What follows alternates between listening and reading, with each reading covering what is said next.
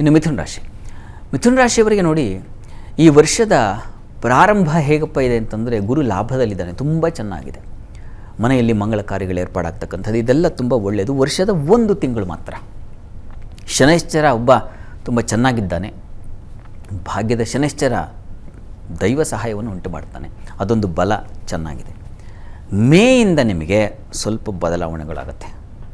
ಸ್ವಲ್ಪ ಹೈವೇ ಎಕ್ಸ್ಪ್ರೆಸ್ನಲ್ಲಿದ್ದರಲ್ಲ, ಸ್ವಲ್ಪ ಈ ಮಣ್ಣು, ಕಲ್ಲು, ಮುಳ್ಳು ಇಂಥ ರಸ್ತೆಯನ್ನು ಪರಿಚಯ ಮಾಡಿಸುತ್ತೆ ಗುರು ವ್ಯಯಕ್ಕೆ ಬಂದಾಗ. ವ್ಯಯಸ್ಥಾನಕ್ಕೆ ಬರ್ತಾ ಇರತಕ್ಕಂಥ ಗುರು ಕರ್ಮಾಧಿಪತಿ, ವೃತ್ತಿಯಲ್ಲಿ ಏರುಪೇರನ್ನು ಮಾಡೋ ಸಾಧ್ಯತೆ ಇರ್ತದೆ. ಸ್ವಲ್ಪ ಎಚ್ಚರ ಇರಲಿ. ಕೆಲಸ ಮಾಡ್ತಾ ಇದ್ದೀರಾ ಅಂತಂದರೆ ಗಂಭೀರವಾಗಿ ತೆಗೆದುಕೊಳ್ಳಿ, ಹಗುರವಾಗಿ ತಗೋಬೇಡಿ. ಬಿಡು, ಕೆಲಸಕ್ಕೆ ಬರ್ತಾಯಿದ್ದೀನಿ, ಏನೋ ಮಾಡ್ತಾಯಿದ್ದೀನಿ, ಏನೋ ಹೋಗ್ತಾಯಿದ್ದೀನಿ, ಹಾಗಾಗಲ್ಲ. ಏನು ಕೆಲಸ ಮಾಡ್ತಾಯಿದ್ದೀರ ಅನ್ನೋ ನಿಗಾ ಇರಬೇಕು. ಜವಾಬ್ದಾರಿಯಿಂದ ಕೆಲಸ ಮಾಡಬೇಕಾದ ಪರಿಸ್ಥಿತಿಯನ್ನು ಗುರು ಅಂಥ ಒಂದು ಸವಾಲನ್ನು ನಿಮಗೆ ತಂದು ಕೊಡ್ತಾನೆ. ಬಹಳ ಎಚ್ಚರಿಕೆಯಿಂದ ಇರಬೇಕು. ಮತ್ತು ವ್ಯಯ, ಅನಗತ್ಯ ಖರ್ಚುಗಳು ಹೆಚ್ಚಾಗುತ್ತೆ. ಆಪ್ತರಿಗಾಗಿ ಖರ್ಚು ಮಾಡ್ತಕ್ಕಂಥದ್ದು ಜಾಸ್ತಿ ಆಗುತ್ತೆ. ತುಂಬ ಇಷ್ಟಪಟ್ಟವರೇ ಅವರಿಗಾಗಿ ವ್ಯಯ ಉಂಟಾಗುತ್ತೆ.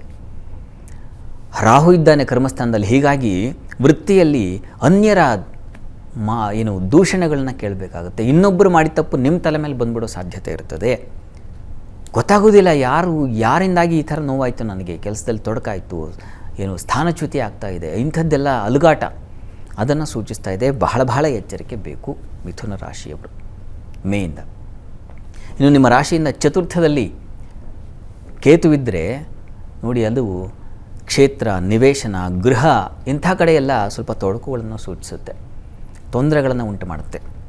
ಏನೋ ಸೈಟ್ ಖರೀದಿ ಮಾಡಿದ್ರಿ, ಅದರಲ್ಲಿ ಏನೋ ತಕರಾರು ಬರ್ತಕ್ಕಂಥದ್ದು, ಅದಕ್ಕಾಗಿ ಕೋರ್ಟು ಕಚೇರಿ ಅಲ್ದಾಡ್ತಕ್ಕಂಥ ಪರಿಸ್ಥಿತಿ, ಇಂಥದ್ದೆಲ್ಲ ಉಂಟಾಗೋ ಸಾಧ್ಯತೆ ಸೂಚಿಸ್ತಾ ಇದೆ. ಹುಷಾರಾಗಿರಿ.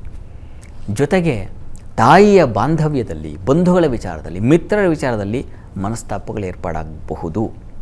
ಹೀಗಾಗಿ ಎಚ್ಚರಿಕೆಯಿಂದ ಮಾತಾಡಿ. ಬಂಧುಗಳ ಜೊತೆಗೆ ಬಹಳ ಎಚ್ಚರಿಕೆಯಿಂದ ಮಾತಾಡಬೇಕು. ಒಂದು ಮಾತಾಡಿದ್ರೆ ಅದು ಮತ್ತೊಂದು ದೊಡ್ಡ ಪ್ರಮಾದವನ್ನು ತಂದಿಟ್ಬಿಡಬಹುದು. ಹೀಗಾಗಿ ಮಾತಾಡುವಾಗ ಬಹಳ ಎಚ್ಚರಿಕೆ ಬೇಕು. ಇನ್ನು ಕುಜ, ನಿಮ್ಮ ರಾಶಿಯ ಶತ್ರುಗ್ರಹ ಯಾವುದಪ್ಪ ಅಂದರೆ ಕುಜ.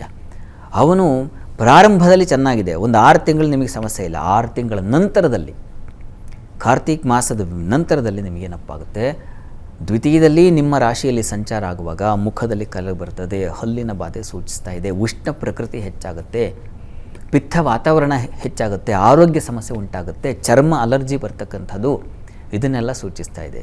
ಹೀಗಾಗಿ ಮಂತ್ರಾಸ್ತ್ರ ಏನಪ್ಪ ಅಂದರೆ ಗುರುಚರಿತ್ರೆ ಪಾರಾಯಣ ಮಾಡ್ತಕ್ಕಂಥದ್ದು.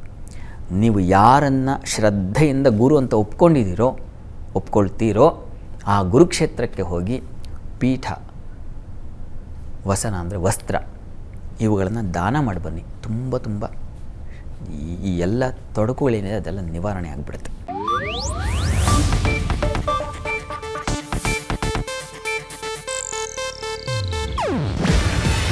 ಇದು ಏಷ್ಯಾನೆಟ್ ನ್ಯೂಸ್ ನೆಟ್ವರ್ಕ್ ಪ್ರಸ್ತುತಿ.